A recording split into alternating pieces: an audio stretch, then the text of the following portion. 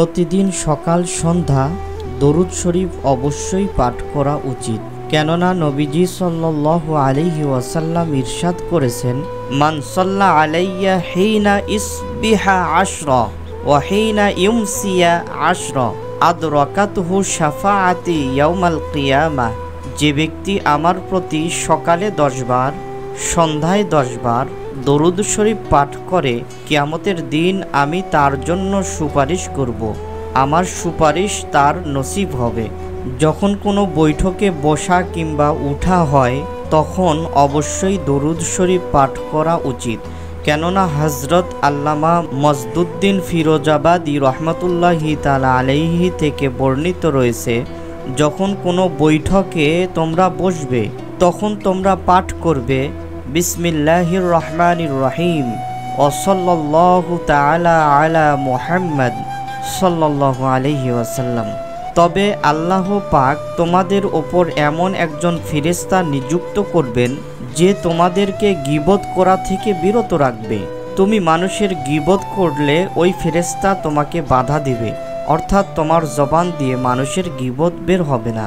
যখন বৈঠক থেকে উঠবে তখন বলবে বিসমিল্লাহির রহমানির রহিম ওয়া সাল্লাল্লাহু তাআলা আলা মুহাম্মদ। এর বরকতে ওই ফেরেশতা তোমার গীবত করা থেকে মানুষকে বিরত রাখবে, অর্থাৎ অন্য কোনো মানুষ তোমার গীবত করবে না। গীবতকারীদের জন্য আল্লাহ রাব্বুল আলামিন ভয়াবহ শাস্তির ব্যবস্থা করে দিয়েছেন। যারা গীবত করবে তাদেরকে আল্লাহ রাব্বুল আলামিন কঠিন শাস্তি দিবেন। এই জন্য আমরা এই দরুদ শরীফ যদি পাঠ করি তাহলে ভয়াবহ আযাব থেকে আমরা মুক্তি পাব, গীবতের মতো বড় অপরাধ থেকে আমরা মুক্ত থাকব ইনশাআল্লাহ। আজানের পর দরুদ ও সালাম, দোয়ায়ে ওসিলা তথা ওসিলা সূচক দোয়া পাঠ করার অভ্যাস করে নিন। কেননা এরূপ করা শাফাআতে মুস্তাফা সাল্লাল্লাহু আলাইহি ওয়াসাল্লাম নসিব হওয়ার মাধ্যম। যেমন তাজেদারে মদিনা হুজুরে আকরাম নূরে মুজাসসাম শাহানশাহ বানি আদম হুজুর সাল্লাল্লাহু আলাইহি ওয়াসাল্লাম ইরশাদ করেছেন, ইযা সামিআতুমুল মুআজ্জিন ফাকুলু মিসলা মা ইয়াকুলু।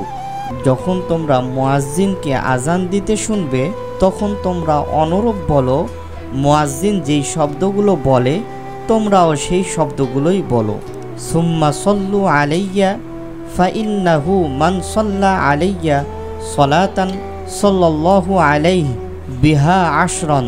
আমার ওপরে দরুদ শরীফ পাঠ করো, কেননা যে ব্যক্তি আমার ওপর একবার দরুদ শরীফ পাঠ করবে আল্লাহ রাব্বুল আলামিন তার ওপর 10টি রহমত প্রেরণ করবেন। সুম্মা সালুল্লাহা লিল ওয়াসিলাতা ফাইন্নাহা মানজিলাতান ফিল জান্নাহ লা তামবাগি ইল্লা লিআবদিম মিন ইবাদিল্লাহ ওয়া আরজু আন আকুনা আনা হুয়া। এরপর আল্লাহ পাকের নিকটে আমার জন্য তোমরা ওসিলা প্রার্থনা করো। সেটি জান্নাতের একটি স্থান যা আল্লাহ পাক বান্দাদের মধ্যে কেবল এক শ্রেণীর মানুষদের জন্যই ওই স্থানটি নির্বাচন করবেন, আর আমার আশা হচ্ছে আমি সেই ব্যক্তি।